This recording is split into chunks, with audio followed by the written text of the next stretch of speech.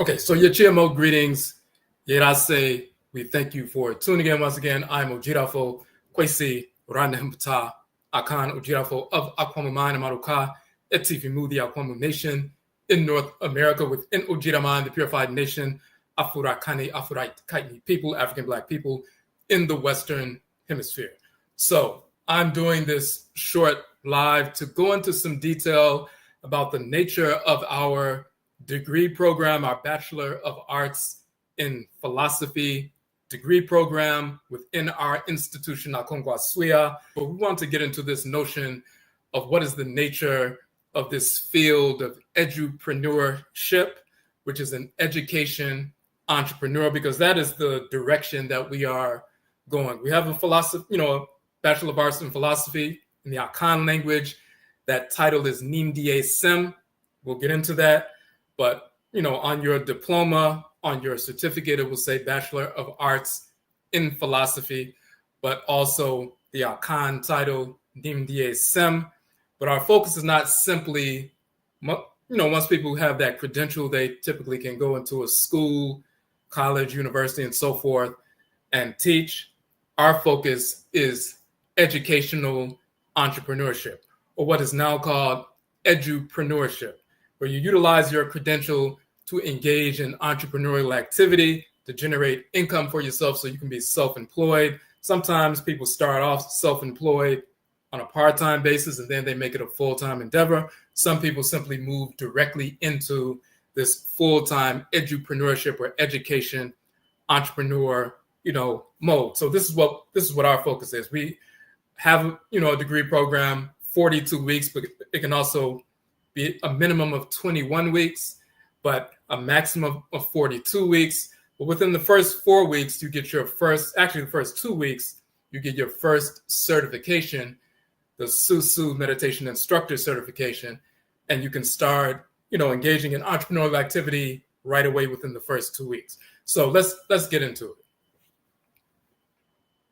So as you see, this term edupreneur, education entrepreneur. So some people are unfamiliar with the terminology. The field is emerging. It's been emerging for decades now. It's very popular, utilizing that terminology. Now, people have been education entrepreneurs for, decades. But the terminology and the, force, especially after, the whole COVID piece, and there were many, many more entrepreneurs that were birthed during the, shutdown, and people emerged from that, being more entrepreneurial and so forth, utilizing their educational degrees for entrepreneurship instead of waiting for someone to, give them a job and so forth. This is our focus. We want to utilize the credential that we have to impact our community immediately, tangibly, and long-term. So let's look at definitions first. What is an edupreneur? An edupreneur, or education entrepreneur, markets their expertise and skills to public or private schools, colleges, and universities, or for-profit and nonprofit organizations using a learning platform. These professionals are educators who share their knowledge. They're also entrepreneurs because they sell their knowledge often through pay-to-access systems. Edupreneurs consider education to be an economic resource because it impacts the perceived and actual success of educated individuals in today's society. The importance of education permeates most career paths. For example, many industries require a certain level of education for their employees. Now let's give a related definition. This is more of a, philosophical definition of what an edupreneur is, just to give you a better understanding.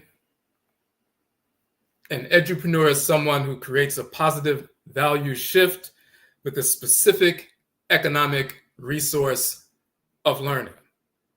So philosophically, this is the approach that we are utilizing. Now, let me show you a couple of things. You'll see that we utilize this image on some of the videos that we put out.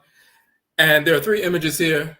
So for those who are unaware, we established our AKONGUASUA institution back in 13,001, so-called 2001. I published my first book in 12,990 8, which is so-called December 1997. That's the Ubin Sheng, the Ancestral Summons. And to date, I've published 31 books. And recently, we just dropped the 32nd book. But the 32nd book is actually an anthology of 12 of the true historical and cosmological and philosophical books that we've already published. So this is actually the book we just released in March. NIMDEESEM, True Historical Anthology. And you will see that we have, it's a 600-page book, 8.5 by 11 size. It's in full color. We're going to talk about this one shortly. The Okra Complex, the Soul of Akan, talking about the nature of the soul in Afuraitkaitnit, the African ancestral religion and culture and so forth. Foundation of philosophy. So when you see this image here, right here, 27 of the 31 books, I took that picture a while back, but to date, 31 books plus this anthology makes 32, but that's actually an anthology of 12 of these books. So it's a compilation. It's been expanded and so forth. But so technically 31 books that I've published so far, hundreds of articles I've published, produced 2 documentary films. They are free right here on this YouTube website. You can check them out. And we have 42 online courses. So this right here, 31 books. This image here, let's switch over right quick. So these are 27 of the 31 books. This is an image of when I was in ancient Kemet, so-called Egypt, that is in the Temple of Seti in Abju, so-called Abydos, but Abju. And these are the 27 of the 31 books. Now, this next image is our website, AKONGUASUA, which is our institution page. And you'll see we have the advertisement for the new book, the new anthology. But this is the page for our institution. As we said, we established the institution in 13,001, so-called 2001. And just so you can see, this is a collage of the 42 online courses that we have curated. And this goes back, again, we published the first book in 97, 31 books so far, but we also have 42 online courses. We've been teaching since the 90s and so forth. We decided to begin teaching. The online branch of our institution began in 13,014, so-called 2014. So we were teaching and so forth here, different places around the country and also outside of the country. But then we started, and we also had a Blog Talk Radio show back when Blog Talk Radio was, popular before, going live on social media and so forth became popular. But then we started teaching on the Zoom platform. So in 13,019, so-called 2019, and we use the term 13,000 as the base because we're in the midst of a 26,000-year astronomical cycle called the Afuraitkaitnit. The whites and offspring call it the Platonic year, but it's called the Afuraitkaitnit, or the Great Year in the Akan language. Nothing happened 2,000 years ago because there was no such character as the fictional character Jesus, Yeshua. So we don't track time based on fictional characters. You will learn that when you obtain your degree, because one of our books goes into detail proving that Jesus, Moses, Abraham, Isaac, Ishmael, Solomon, Sheba, Menelik, Muhammad, Allah, Yahweh, Buddha, Brahman, all of these characters are fictional, never existed of any form or of any race, and we show how these characters were manufactured. But we're in the midst of a 26,000-year astronomical cycle, hence the years beginning with 13. So 13,019 is 2019. We started the online version in the context of teaching courses, 6-week courses, 4-week courses, 7-week courses, 13-week courses on the Zoom platform. That was about 7 or 8 months before the shutdown. So we were already on the Zoom platform teaching our courses. And then 7 or 8 months later, then COVID hit and everybody was on Zoom. But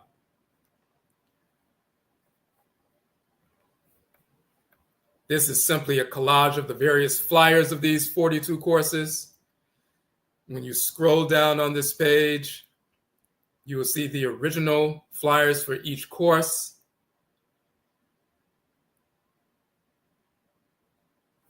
For example, you see here, Achinebois, the original animal totems that represent male and female deities, forces in nature, and Kemet, the original animal totems from which they stole the zodiac symbols and so forth from. So we go into detail about that and the cosmology associated with that. But all the various flyers for the 42 courses. Here's one of the 42 courses that you will be studying. Res, the etymological origin of the term race, when we trace it back to its roots in ancient Kanit and Kemet. And you see the term in the Medutu, res. We go into detail about the etymology, biology, cosmology, and divinity of res or race. So when they talk about race as a social construct, the concept of race was created in the 18th century. That is pure foolishness, pure fabrication. We have the actual Medutun Torah, so-called hieroglyphic inscriptions, and the language itself, where even in the so-called great hymn to the Aten, written by the Pera, so-called Pharaoh Akhenaten, he talks about how the divinity established different men and women of different colors, and their skin colors represent their different dispositions, and they're placed in different parts of the world. Now, they're talking about, at that particular time, the different skin colors of Afurakani, Afuraitkaitnit, African Black people, but that also extended once the White Nile Spring came into existence and degenerated into the depigmented group that they are. They're not naturally created. They're just a degeneration from the original. We recognize the difference between the melanin-dominant black and brown Afurakani, Afuraitkaitnit people, African Black people, and the depigmented whites and their offspring. We understand the difference between skin color, race, and spiritual disposition that is part of our cosmology as Afurakani, Afuraitkaitnit people. There's a direct relationship between biology and spirituality, and we prove that in the language and culture and cosmology of ancient Kemet. Now, we're not going to go through all of these. When you look on the page, you can see, all of these pieces. This is a course on the Ubin Sheng, the Ancestral Summons. That is actually the first book that we published back in December of 97, 28 years ago. And that was the foundation for all the books that came after that. This is a 6-week course that goes into detail about that book. That is one of the 6 session courses that you will be studying. So when you scroll down, you'll see that we have the various flyers from, all of the various courses. On the origin of the term yoga, Karakat, saw the origin and nature of the chakra based on our book of the same name, showing that yoga and chakra comes from yok and karakara, or yunk and karakara, stolen from the language of ancient Kemet, did not originate in India and so forth. So we have a number of different, courses that we put forward. So these are all the original flyers. That book that we just showed, the Okra Complex, the Soul of Akanfo, the Nature of Divine Consciousness, the divinity that governs the head, and the foundation of making proper decisions rooted in the divinity and the divine blueprint that every Afuraitkaitnit human being is given when they incarnate into the world. So the nature of the soul from the proper Afuraitkaitnit or African perspective. So we have these various courses, 40 of them on this page. That includes parts 1 and 2 of Medut Torah, Divine Inscription, learning how to read and write the language of the Medut Torah, so-called hieroglyphs. Hieroglyph is a Greek term meaning sacred writing, but the term in ancient Kemet is Medut. Hold on a second.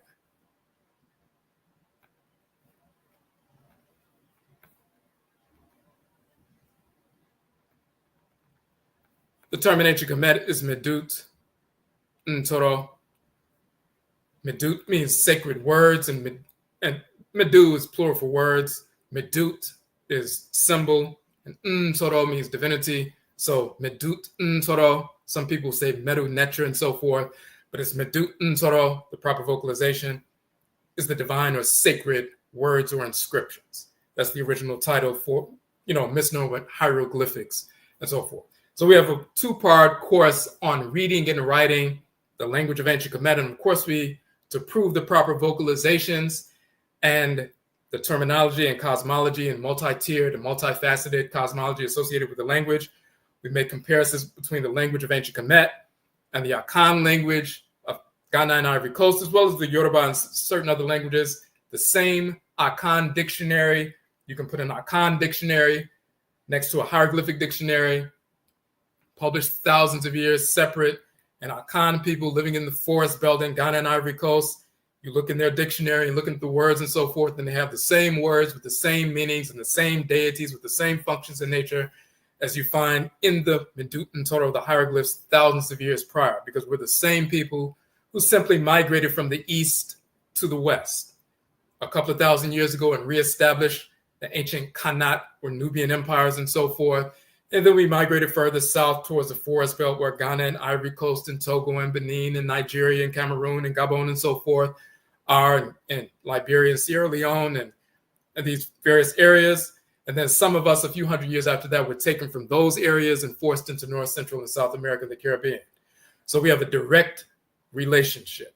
And we show that genetically as well as through archaeology and so forth. Just like Black people migrating from Mississippi to Chicago, some stayed in the South and some moved up north. Some of our people stayed in ancient Khanate, Kemet, Nubian Egypt. Some of us migrated west, continued that culture, continued the language, religious practice. And some of us, after being in the West for over 1,000+ years, were snatched up and forced over here. But we maintained the religion and culture and aspects of the language. So when you look at the Hoodoo tradition, which is Akan, the Juju tradition, which is Yoruba, the Voodoo tradition, which is Ewe, the Wanga tradition, which is Ovambo, these traditions that are maintained in North America, these are the same ancestral religious practices from West and Central Afuraitkaitnit, Africa, that came directly from ancient Khanate Kemet, unbroken for thousands of years across continents. And we go into all of that detail. So let's look at something I want to show you quickly.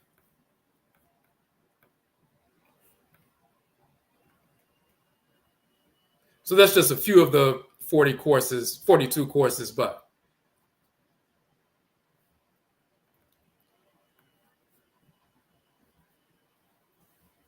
so we showed this specific designation. Let me get rid of that right quick. Just to give you an overview, and you can look on different college websites and you will find basically the same structure. A Bachelor of Arts in Philosophy typically requires around 120 credits. This translates to approximately 40 courses, including major specific philosophy courses, elective courses, and courses fulfilling general education requirements.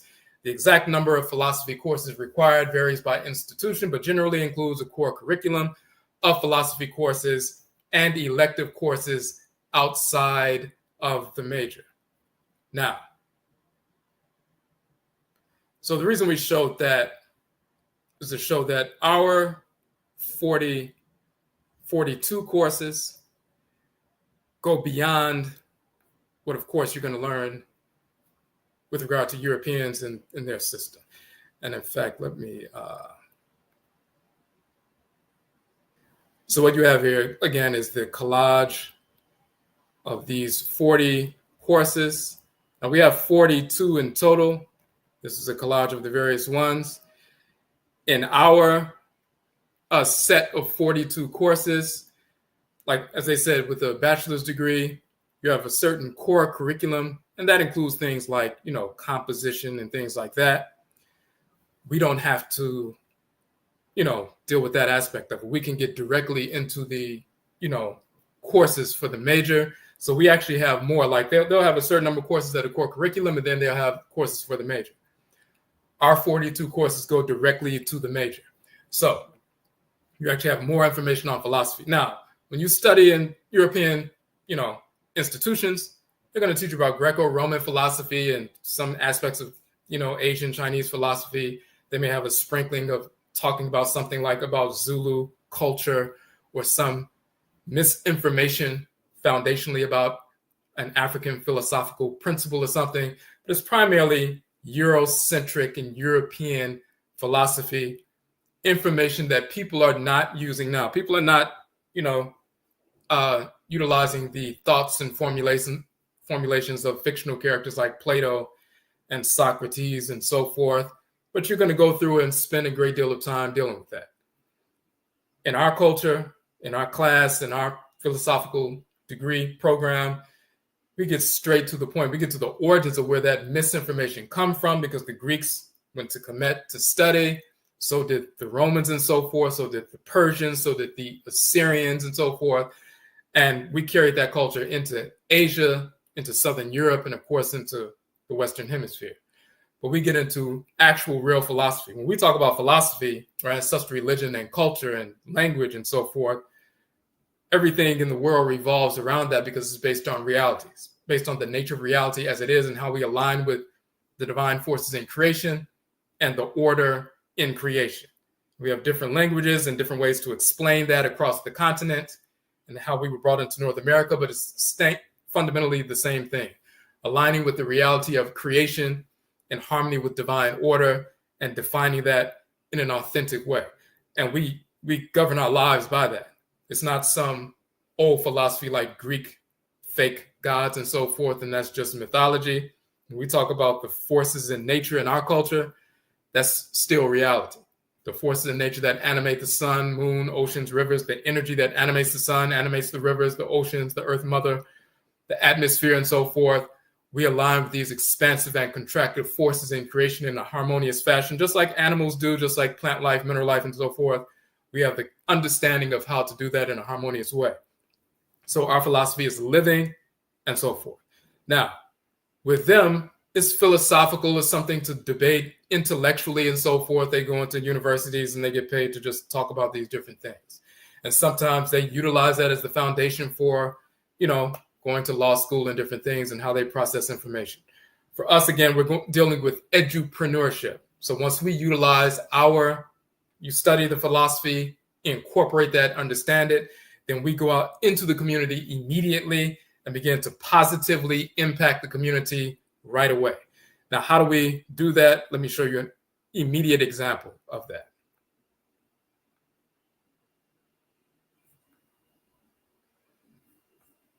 I'm going to switch over to, so these are the 40 courses, but then I said we have 2 certification courses as well within the entire degree program. And the first one is the very first one you'll be tested on within the first 2 weeks. And let me show you why that is important. So, I mentioned earlier, Susu is the Akan term, ancient term for meditation. Meditation began in ancient Afuraitkaitnit tens of thousands of years ago, before white Europeans or white Asians existed on Earth. When only Black people were on Earth, we were already meditating. You see here, Amenhotep, the son of Hapu, in the meditative posture and so forth. So,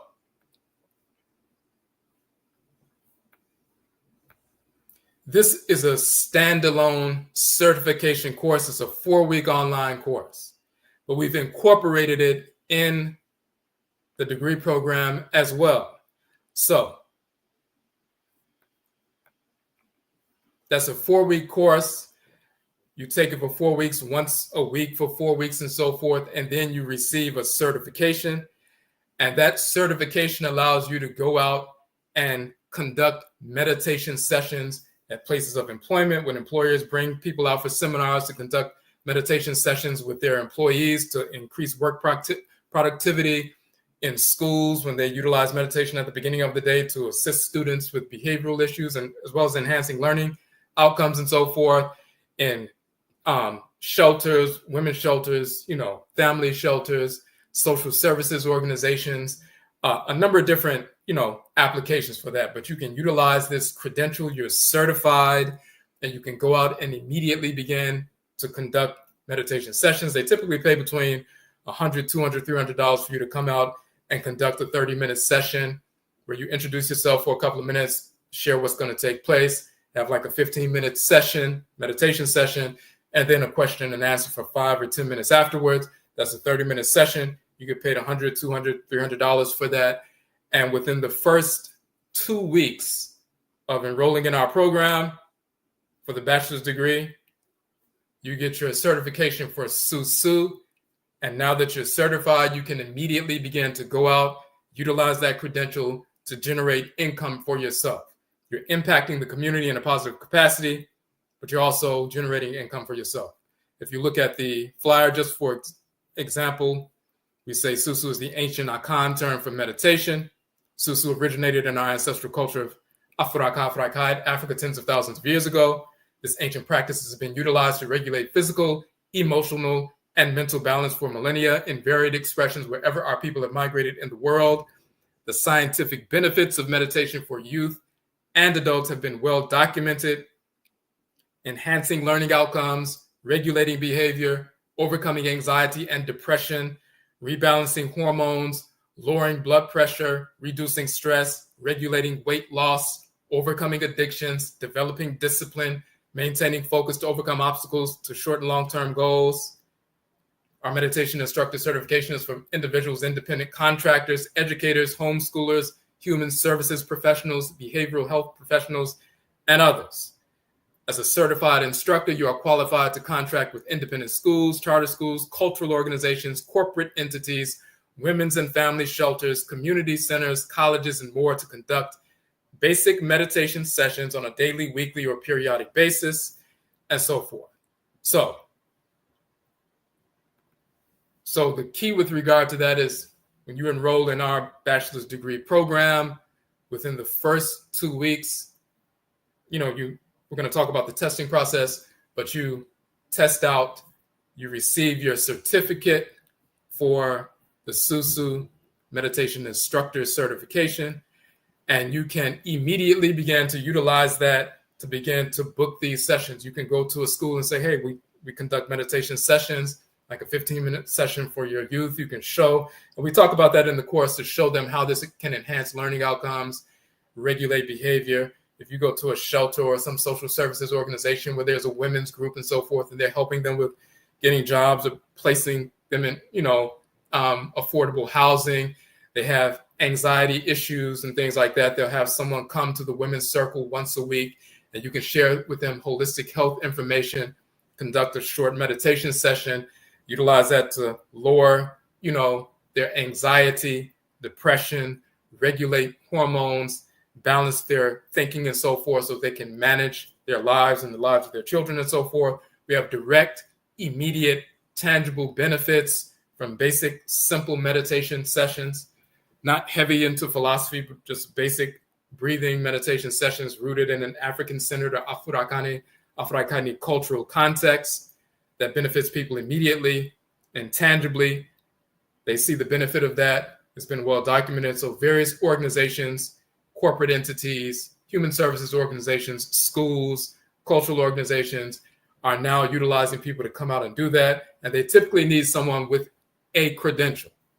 And since, people have been getting these certifications from European organizations or Hindu organizations and so forth, giving misinformation, we decided to do this. We've been practicing meditation or SUSU for 30 years. We started publishing on SUSU over 20 years ago, but we decided, and teaching that, but as far as the certification, we decided to start certifying people last year. Prior to that, we would just, conduct meditation sessions and teach people about that, and, people come out and learn about it, and that's it. But we decided to start certifying certain individuals who are really interested last year. But we've been teaching it and publishing on it for 20 years, been practicing for 30. So that's the first certification that you will receive within the first 2 weeks. So you'll be able to go out and begin to generate income immediately. Once again, we have the most recent book, the anthology there. But on this page, you will see the front covers of the 31 books that we've published. Kukutuntum, Uben Sheng, Afuraitkaitnit, the origin of the term Africa, shown in the Medutu of the hieroglyphs of ancient Kemet, the term Africa. Madanechi, the Okra complex, dealing with the nature of the soul, the divine consciousness in our ancestral cultural cosmology. Obatain, Afuraitkaitnit womanhood. Oberima, Afurakani manhood. Nkwamua, whole life journal. We talk about holistic health and so forth. Dealing with the Hoodoo tradition, war means dead. We have a number of different texts. One of the major ones here, Ankh, the origin of the term yoga. Karakasa, origin and nature of the chakra.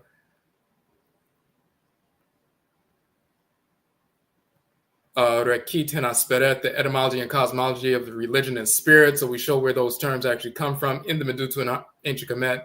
These are not European terms. So we have a number of different publications here. The Kuku Tuntum, for example, is the book. This one where we talk about the origin of the fictional characters, Jesus and Muhammad and Moses and Abraham and Isaac and Ishmael and all of that. That's what this book deals with. And it's also in the anthology. So we have these 31 books. We published in, over 100 research articles. We also have our, 2 documentary films. So we have a great deal of information to draw from, as well as information outside of that are included within these courses.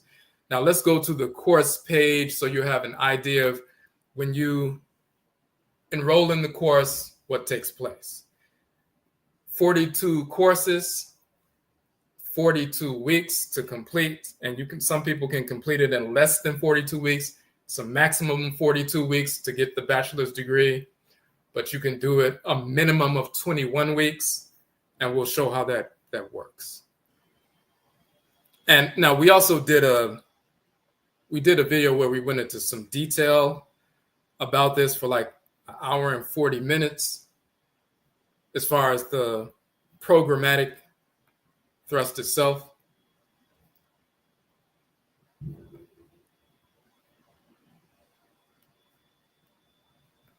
So you can check that out as well. I just want to make some finer points here. So when you go to the AKONGUASUA page, of course you see the book and so forth. We went here. So this is the piece we did like over a week ago. It's an hour and 44 minutes. So we go into more detail about the program. But when you scroll down, we have the link here. This is just a portion of the page. But when you go to it says read full description on our link, buy now. So when you click on the buy now link, you'll get taken to the page. And let me make sure you're able to see that.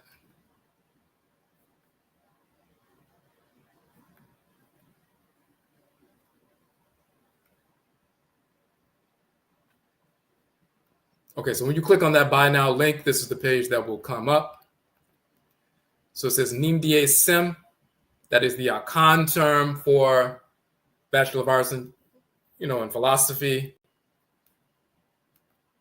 We do have a payment plan option. The entire course is $600, but we have a payment plan option that you'll see at checkout where you can break it up into interest-free installments. So we talk about, the degree itself, NIMDEESEM. NIMDEE means knowledge or wisdom in the Akan language. NIMDEESEM means the issues or affairs of knowledge or wisdom. So that's a better, it's a term that represents philosophy in a more grounded way. So, as we mentioned, we have 42 courses. They're reflective of the 42 assessors of Ma'at. One second, make sure we see. All right, the 40 Sepatu administrative divisions of ancient Kemet, the 42 sacred days in the Akan sacred ritual calendar, cycle of Adadria 9, which you'll learn all about that.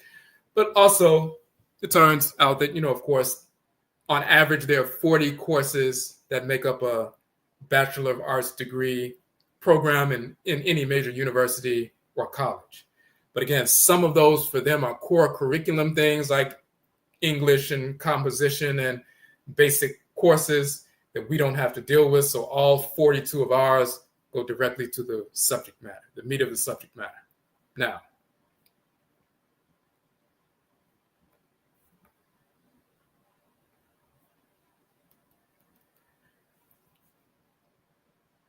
so we talk about the title of the name, NIMDEESEM. Now, we say the degree program is a maximum of 42 weeks. You study each course on your own, and then we have a weekly test, including a question and answer session on the Zoom platform. The most important aspect of that is that you understand the information. It's not just about memorizing dates and times and so forth. Of course, you will memorize things, but you need to understand the philosophy. So when you speak about that or share that with individuals, you have a full understanding of what you're studying. So,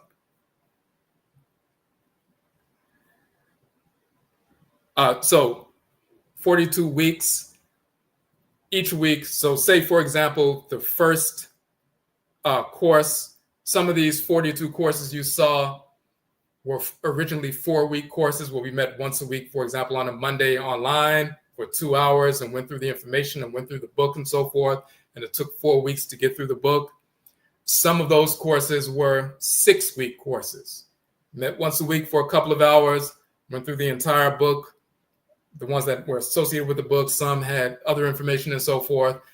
A few of them were 7-week courses. One of them was a 13-week course, but most of them were either 4-week courses or 6-week courses. Now they are all archived. So anybody can go to our page.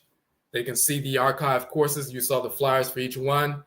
And they can purchase the archived course, like the course dealing with race. That was a 6-week course.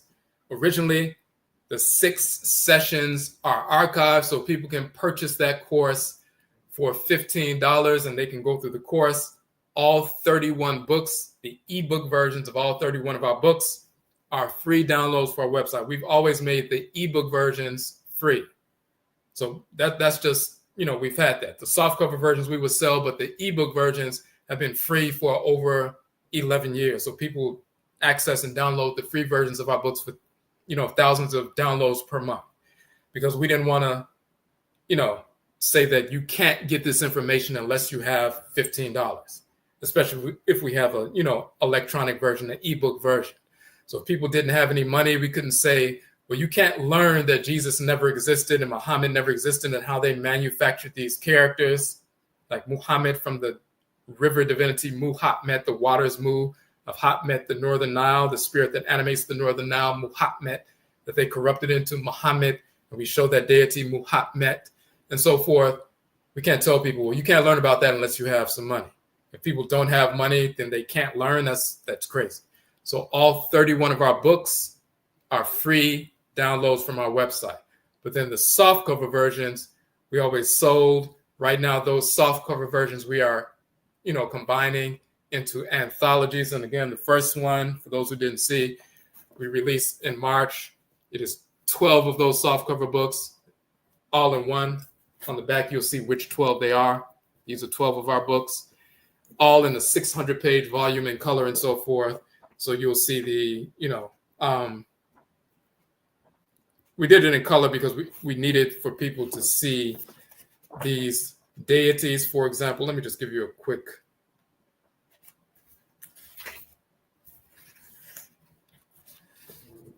So you needed to see, for example, the images when we were in ancient Kemet, in quote-unquote Egypt and so forth. You need to see, for example, when we went into the temple of Khonsu in Ta'apet of so-called Thebes, and you see the goddess Ra'et, the female counterpart of Ra. So you have Ra as the creator of the universe. Ra'et is the creatress of the universe. Amen is the great father of creation. Amenet is the great mother of creation. Most people have heard of Ra and they mislabel him the sun god, but they never heard of Ra'et, the female. There's always a balance of male and female. It's not just a male divinity or monotheism. It is polytheism. There's a great mother, great father, creator, creatress, ancestresses and ancestors, goddesses and gods and so forth. But you need to see those colors, so we put that out that way. But so you go through the, we have these books. People can purchase the archive course. Some people are doing that now. They'll just go get a course. Hey, I want to study this course. They pay $15. They have access to the 6-week course. Or they have another one. They pay $10 for the 4-week course and they just study it.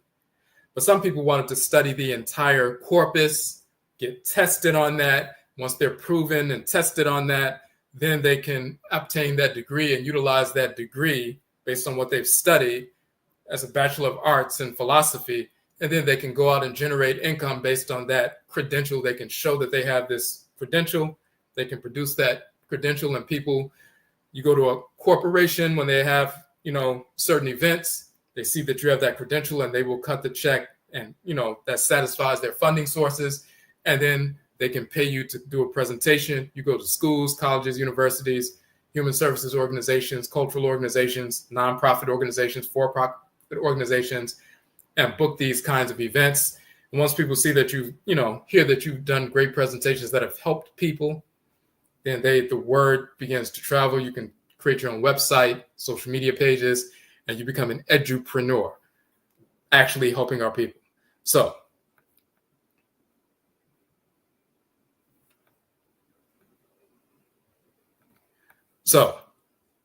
42 courses, 42 weeks. However, say, for example, one of the 4-week courses you're ready to test on. And so say one of the courses on the Hoodoo tradition, which is Akan ancestral religion in North America. One of them is a 4-week course. So you're ready to test on that course. So on a Monday evening, we do the test on Zoom of that course.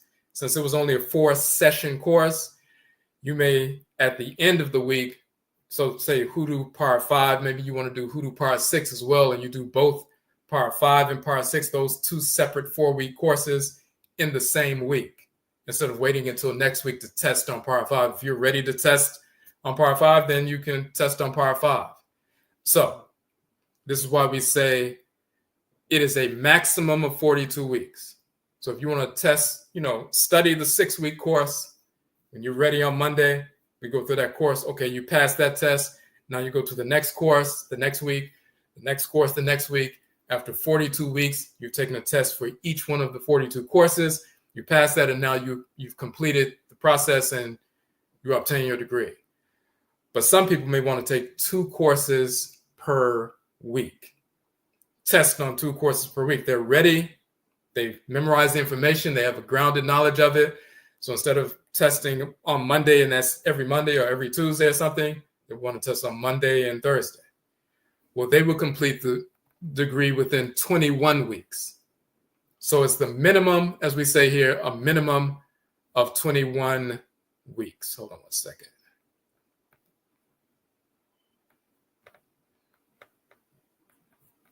All right.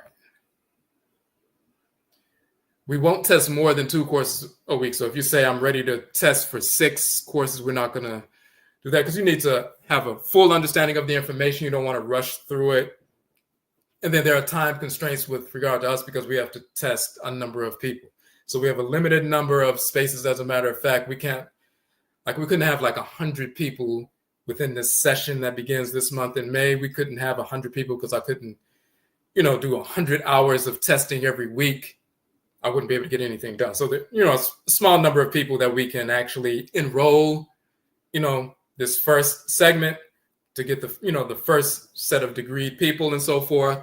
So, but a minimum of 1, course per week, a maximum of 2 courses per week. Some people may do, 2 weeks sometimes and 1 week other times, and they may complete the course in 30 weeks instead of 42. Some people may complete it in 21 weeks.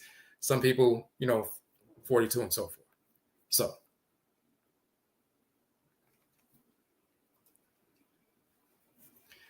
now let's go down.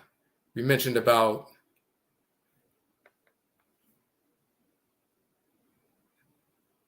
edupreneurship. Let's go down and get to that piece. Now, we gave the definition here. We read this earlier. Edupreneur, educational entrepreneur. What an edupreneur is. We gave those couple of quotes from different websites. Now, the difference with us is we don't want to just have you come and get a degree. And then this is not just for you to, people to get a degree and then just to sound deep and to sound philosophical. And it's nothing silly or egotistical like that. You get this knowledge so you can share with the Black community, so we can transform our lives physically, emotionally, physically with regard to diet and lifestyle, emotionally, mentally, spiritually, socially, economically, politically, on all levels. So we want to be able to empower you to immediately begin to generate income. As we said before, the first course you're going to test on is the SUSU course, the Meditation Instructor Certification. That's the first course you would test on. So you'll study that course. So you study the courses on your own time. When you're ready to test, you come in and say, okay, I want to test next Monday. We test you on that SUSU course. That was a 4-week course. It was a 4-session course. Go through the 4 sessions, make sure you understand. Once you understand that, not only have you completed that module for that week, but because the SUSU course, and then there's a part 2 to that, the Karakasa course, those 2 out of the 42, those 2 in particular have their own separate certifications as well. So you get immediately, you're certified in the SUSU course. Now you are a certified meditation instructor. And even before you get to the other 40 courses, you're already certified in SUSU, and you can use that certification to go anywhere in your city, around the country. Say, I'm a certified meditation instructor, just like anybody else becoming certified as a meditation instructor, around the country, and they utilize that credential to, get paid in different settings. You have a certificate, and you can say, I'm a certified meditation instructor, and, you can start getting paid right away. So you don't have to wait the full 42 weeks to start engaging in entrepreneurship. The very first week you can do that.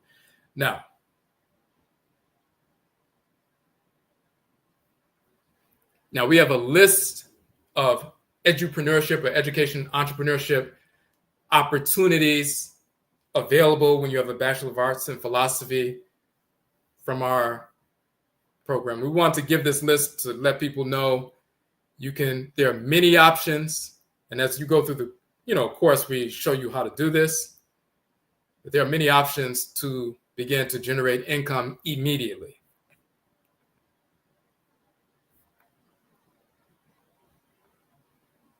We don't want people just out there with a degree and they can't generate income from that. Because, some people say, oh, I just want to go and hopefully somebody will give me a job at a university.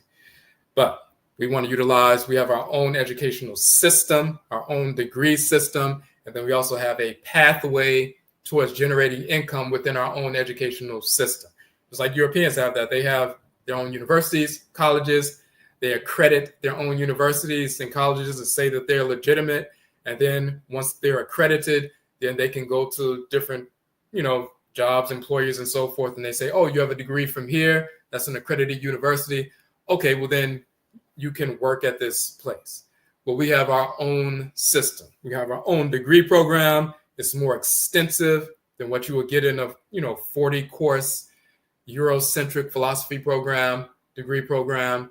And once you complete ours and you're certified, we have our own accreditation process and so forth. And now we put you on a path to be able to utilize that degree in various settings within our own community to begin to generate income right away. And this is it right here. Okay, so I'll say, having spent over a decade in the field of behavioral health and working with community organizations, that's what I was doing prior to becoming an entrepreneur. We have identified multiple opportunities within human services agencies and organizations, cultural institutions, schools, and more to serve the community and be compensated from funds already set aside for that purpose. All these organizations have funds set aside already. They just need people to come who have a credential so they can cut the check for you. For example, in the field of mental health, Alcoholics Anonymous group circles, they're small group circles that meet in most neighborhoods and have funds set aside for people to sit with the group and share their cultural knowledge to inspire participants to be resilient and overcome their addictions. It can be a one-time presentation to a group or may develop into a monthly appearance or weekly, they typically pay a credentialed speaker from $100 to $300 per session. The same thing with the Narcotics Anonymous or Gamblers Anonymous and so forth. So what you have is you'll see an agency, you'll see a mental health agency, a behavioral health agency, or a social services agency and so forth, human services organization. And they have people who come in, they may be court ordered to come in, or they may, for whatever reason, they come in dealing with Alcoholics Anonymous, Narcotics Anonymous, Gamblers Anonymous, and so forth. And they have a group meeting and they sit with their therapist or their case manager or social worker or community support worker, and they have a group meeting like once a week or once or twice a week and so forth, and they talk. But then they have funds set aside to periodically bring someone in, maybe once a week or once a month, to share additional information. You learn information about yourself that empowers you. So they'll bring someone in and say, well, we want to have this individual come in and talk about, approaching, discipline from a Afurakani or African-centered cultural perspective. And since they have money set aside for that, they're looking for somebody. Do you know somebody who can come and speak to my group for about 20 minutes or 30 minutes and have a discussion and bring a new perspective that will help them understand how resilient they really are? And they were born by nature as an Afuraitkaitnit person for that resilience. And then they bring you out. They'll pay you typically between $100, $200, $300 for that. If it's a larger organization, they may pay you $500. And you sit with the group and you share that information. And they may bring you out once a week or once a month, just periodically, depending on what it is.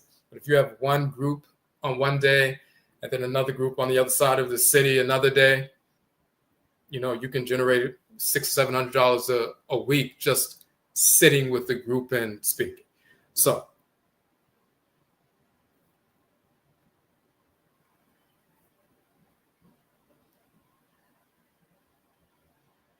women's shelters and family shelters, we mentioned this earlier. Human services organizations have weekly group sessions for those in their programs to motivate the participants to find employment, find housing, break the cycle of returning to domestic abuse, homelessness, etc. Funds are allocated to pay various presenters on various topics, including holistic health, meditation, culture, philosophy, which is critical to shaping participants' self-worth and confidence, and more. They typically pay credentialed speakers between $100 and $300 per presentation. So once again, at these various shelters, they have workforce development. They assist the women or, the families to get placed in affordable housing, jobs and so forth, accessing, services, whether it's, SSI or SSDI, whatever it is. And in the context of that, they have group sessions to help them with their resilience and discipline and focus and lowering their anxiety and things they can do on a regular basis. Your SUSU meditation instructor certification is critical there because you can assist them with a basic breathing technique that can help them calm down in any situation so they're not super stressed all the time. And that's an immediate benefit. But we also have this, and I want to share this real quick. And this was developed in the context of when we were working in the field of mental health for over a decade in Chicago as well as Washington, D.C.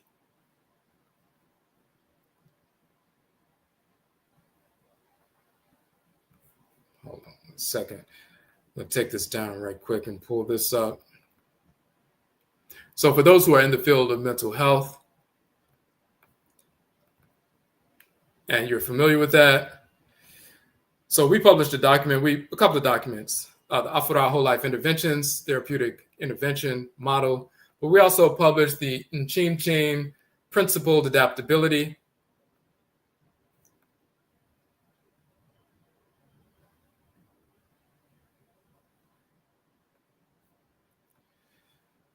NIMDEESEM Principled Adaptability, Individual Treatment Plans, and the Cultural Spiritual Domain. This is a training that we did for social workers, case managers, community support workers, therapists, psychologists, and so forth. And we go into detail of showing how, if you're in the field of mental health, you know that in treatment plans, the different domains that you work in with regard to treatment plans. They have something that's typically called the cultural or cultural spiritual domain of the treatment plans. And many people don't know what to do with that domain. They know how to work with people in the legal domain or the therapeutic, psychiatric domain and so forth, or with regard to housing or, workforce development, those kinds of things. But one of the domains that people can build in that domain in the treatment plan is the cultural domain.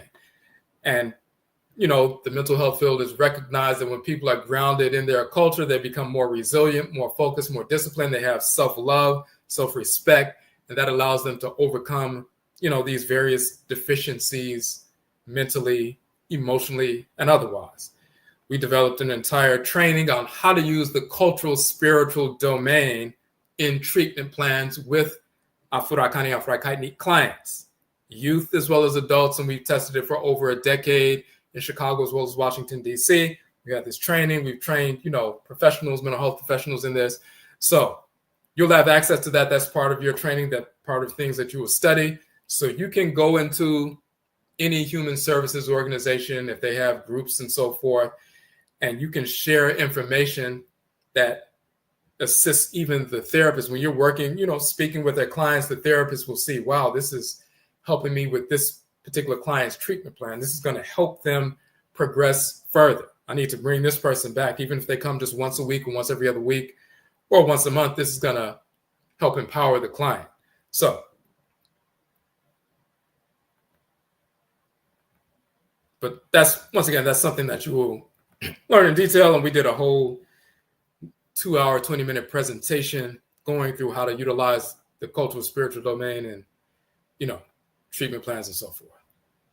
The next phase, employer cultural events calendars. Now, this is important. So beyond the whole notion of mental health and human services organizations and so forth, when it comes to places of employment, they have budgets set aside. Many employers across the country have a budget for cultural awareness events.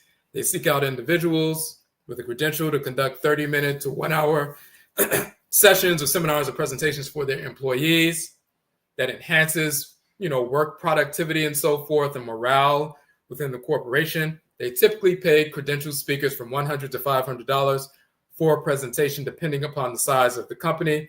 So, January, Martin Luther King holiday, they may say, oh, we need someone to say something about, the legacy of Martin Luther King and so forth. They may want you to come in and talk about that, and they may have their own perspective on that. But you can come in and weave in how African philosophy or Afuraitkaitnit philosophy undergirds certain principles that he was sharing. Now, we're not talking about integration, but certain principles about Black people coming together and being resilient and fighting for, justice and things like that. You can weave in ancient Afuraitkaitnit philosophy and show how it manifests within our culture right here in North America. So everybody has some kind of MLK holiday, major corporations, and even small companies and so forth. They'll say, okay, Friday afternoon, we're going to have a presentation on that. Do you know anybody who can speak? We have the money set aside. And these organizations, corporations, as well as, not-for-profit organizations, they have budgets and they need to spend the money, because if they do not, when the fiscal year comes around again, if they didn't spend that money on these cultural events that was appropriated for that, then their budgets will be cut. So if they're coming up to a point where they haven't been able to spend that money, they will look for anybody. Hey, find me somebody with a credential who can come out here and speak. We need to find somebody so we can spend these funds so we can maintain this level of our budget. So that's in January. In February, Black History Month, employers across the country, small as well as large corporations, they have some kind of event, and you can go to different ones throughout the course of the month. You may have one every week or a couple of them every week at different small or large corporations. And you can do a short presentation, 15 minutes. It could be 10 minutes. It could be 5 minutes. It could be a half an hour. It just depends on what is what. But they pay for that. Memorial Day.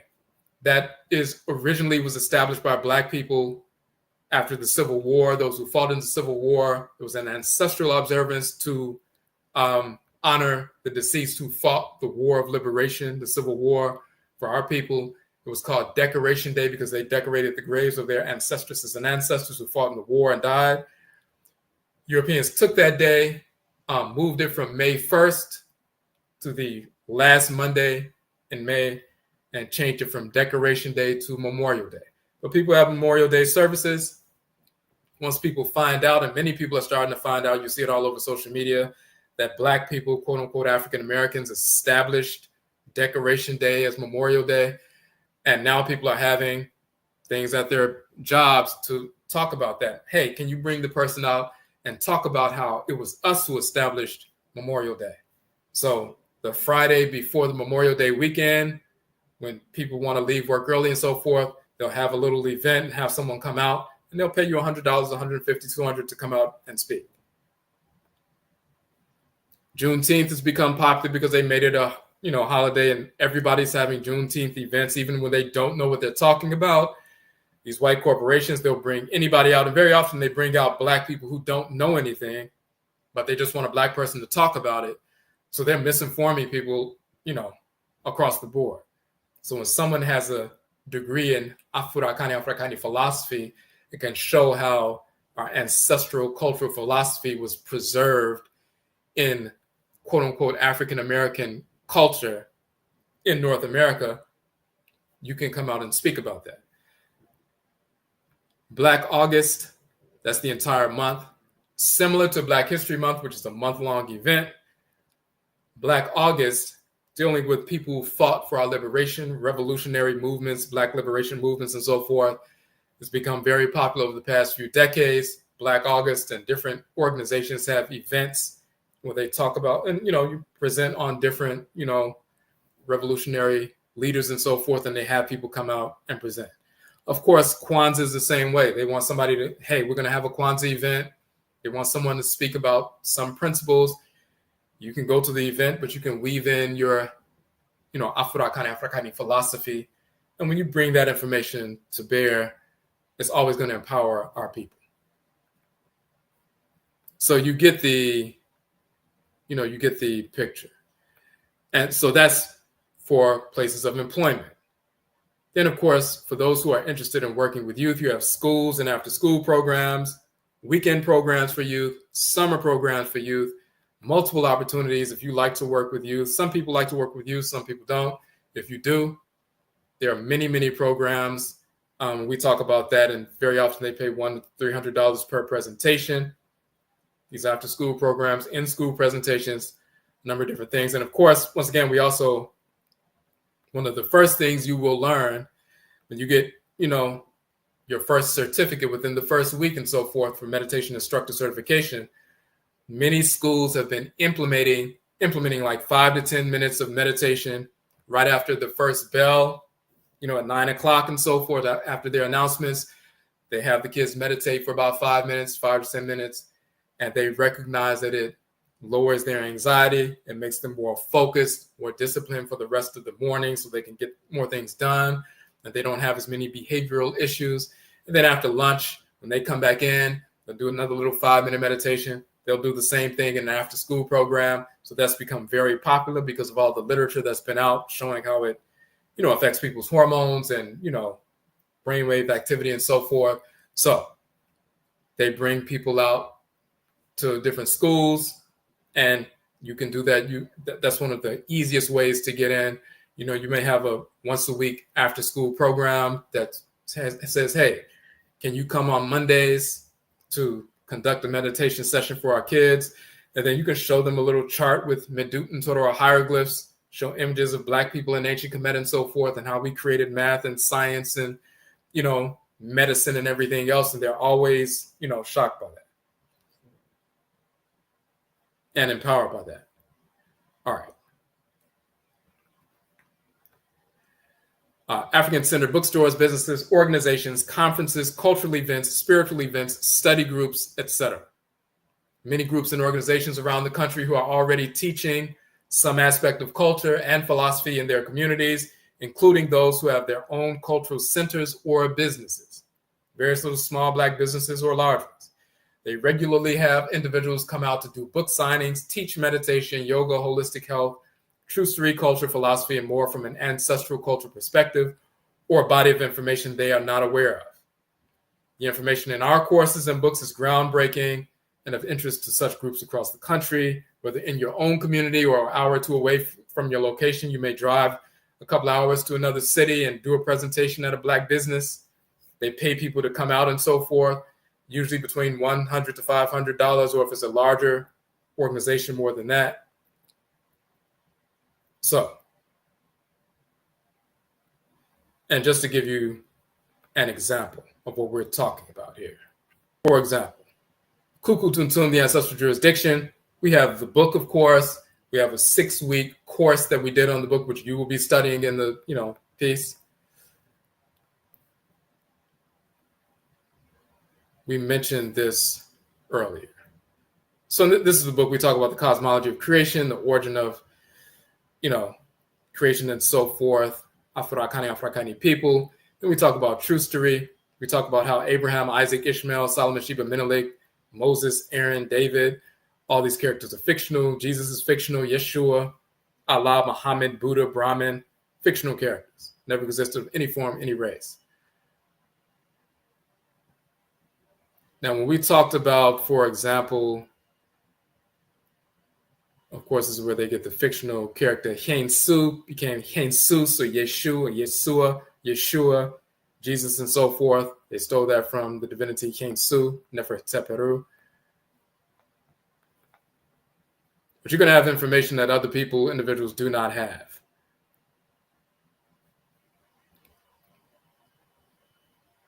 So real quick, the male force, the expansive force, the energetic force that is moving through the Hapi or the Nile River right now. If you stand in the river, the expansive energy moving through the river right now is the divinity Hapi. It's an expansive force, electromagnetic energy. The expansive aspect of it is the male divinity Hapi, and the feminine aspect is the female divinity Merit. So in Northern Kemet, the Northern Nile, the energy that animates the Northern Nile, and people know that water itself is a conductor of electricity. So even if people say, well, the densest expression of this energy is electromagnetic energy moving through the water. Everybody knows in physics that water is a conductor of electricity. So the expansive energy within the Northern Nile is the deity Hap, but Met means north. So Hap, Met means Hap, the deity Hap of the north. That is the Northern Nile divinity. He's a twin deity. Hap, Reset, Reset means south. So you have the southern branch of the Nile that goes all the way to Kanit or Nubia. The northern branch of the Nile goes all the way through Kemet into the Watch or the Great Green, which is the Mediterranean Sea and so forth. So the northern branch of the Nile governs the northern part of the country, and it was the northern part of the country that the white Arabs invaded, and the Arabs have been there since, the past 1400 years and so forth. So they were very familiar with seeing these images of Hap Met and Hap Reset, but since they were in the north, Hap Met, the spirit force that governs the Northern Nile, was prominent in the north. Now, the word for water in Kemet is Mu. In English, it's water. In Kemet, it is Mu. So Munu Hap is the water, Mu, Nu of Hap, the water of Hap, the Nile water. Hap Met is the northern Hap. Hap Reset is the southern Hap. So Muhapmet is the waters Mu of Hapmet, the deity of the Northern Nile. Muhapreset is the waters Mu of Hap, the deity of the southern branch of the Nile. Since they were familiar with Muhapmet, they took Muhapmet, the spiritual force that's animating the Northern Nile right now, the energy moving through the Nile when you stand in and you feel the energy moving through. That's Muhapmet. And they corrupted Muhapmet into Muhammad, and said there was a white Arab who invaded and took over northern Kemet and brought Islam and all this other nonsense. They stole that from a spiritual force that animates the river, tried to turn it into a fictional cartoon character, male named Muhammad, and said you need to follow him. Somebody who never existed of any race whatsoever. So even when you go to cultural organizations and Afrocentric organizations and Black businesses and so forth who want something cultural, they don't know this yet, unless our books have been out for a number of years, so some people have heard of this, but most people don't. So even amongst people who have been studying African tradition, ancestral culture, and all of that, they're still astonished when they get this kind of information or learn that Buddha is a fictional character, or Jesus, Yeshua is a fictional character, or Solomon and Sheba and Menelik, because people think the Queen of Sheba was a Black woman. She didn't exist. It's a corruption of a title of Auset, the goddess Auset, Auset. So a spiritual force in creation and so forth. Solomon never existed. So that's just some of the information that, will be shocking to even the average person who studies culture in depth. So the other piece is hosting your own events. You can pay $50 to $100 to rent out a community meeting room, a conference space to host your own event. You can be the sole presenter or invite others to present as well. Millions of our people on a weekly basis attend churches, mosques, temples, yoga sessions, classes on Buddhism, esotericism, holistic health, and more. Many are just as interested in Afurakani, Afuraitkaitnit, or African ancestral culture and philosophy because it actually provides answers to all life's questions rooted in the authenticity of who we are. When you host events and people are aware of the offering, they will attend. You can also have vending space to sell your own products, or you can purchase books wholesale and sell them to further the attendees' education. And that includes, we can work out a situation where you can, you can get the wholesale version, get our book, wholesale, and you can sell that, or you can get other books that that are from other Black authors and sell those.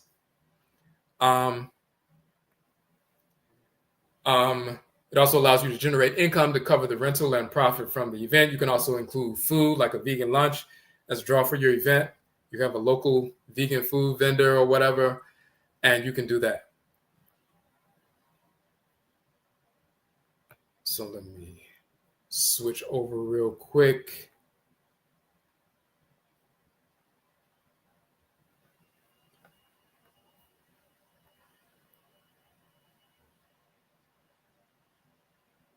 Now, as we said, so you have going through the 42 courses. All 31 books are free downloads from the website, so you don't have to purchase any books.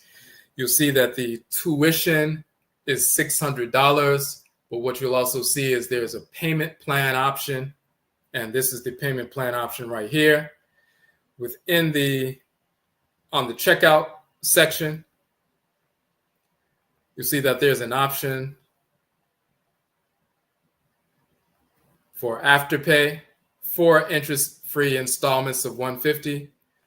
So basically, Afterpay is similar to Affirm, just like if you purchase a flight, and you have the Affirm option, or you're on Amazon.com, you make a large purchase, and they say you can pay over time with Affirm.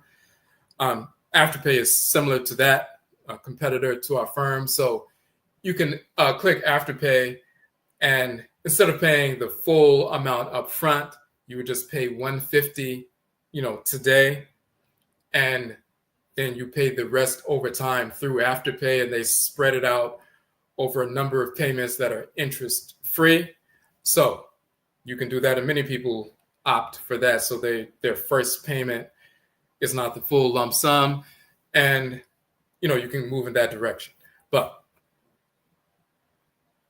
so when you see that the tuition is $600 and you can just pay $150 up front, you'll notice that many of these events that we talked about, you can make $200, typically $100, $200 for a smaller organization, a little bit more for a larger organization. So within the first 3 or so events that you book,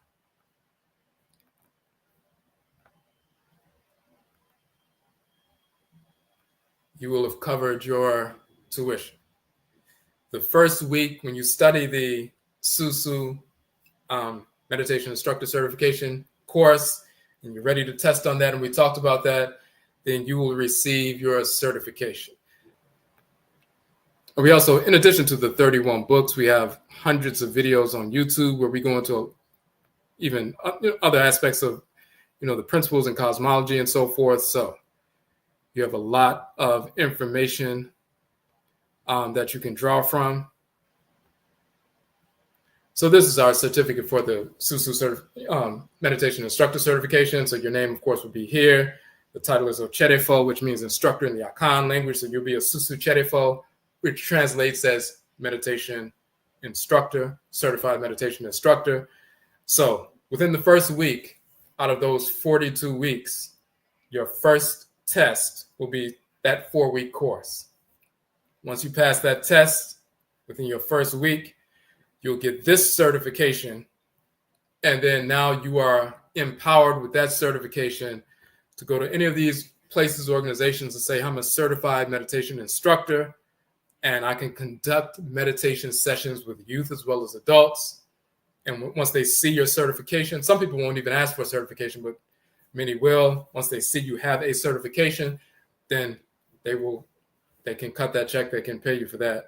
So you don't have to wait the full 42 weeks to get the full bachelor's degree to begin to generate money. You can do that within the first week. And again, once you book the first couple of sessions, maybe a $100 session at a school or place of employment, or a $200 gig at a human services organization or something like that.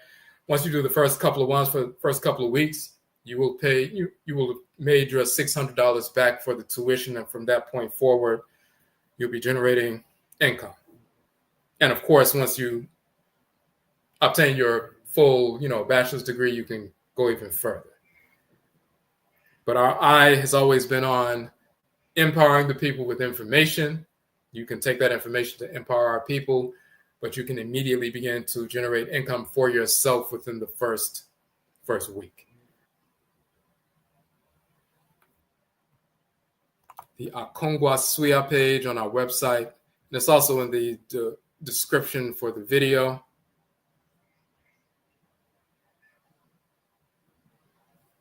And you will see that there. Let me put that link in the chat room right quick. I just want to make sure we got that.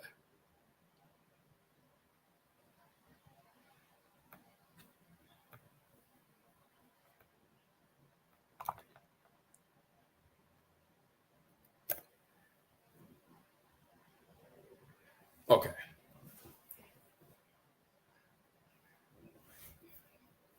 Okay, so if there are no questions, we're going to go ahead and end it here.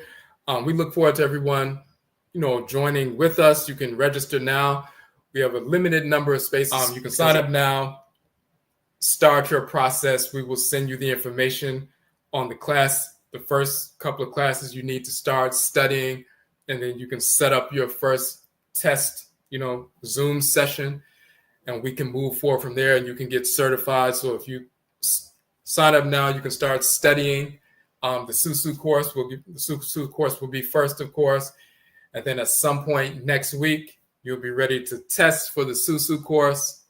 You pass that test, and then you get your certification as a meditation instructor, certified meditation instructor, and you can begin by the end of next week or the following week, begin to book sessions and get paid for conducting these basic introductory sessions for adults and or youth, and begin your entrepreneurship or edupreneurship journey. So, okay. So, Yerase, we thank you all for tuning in, and Yebeshiabio, we will meet again. That's it.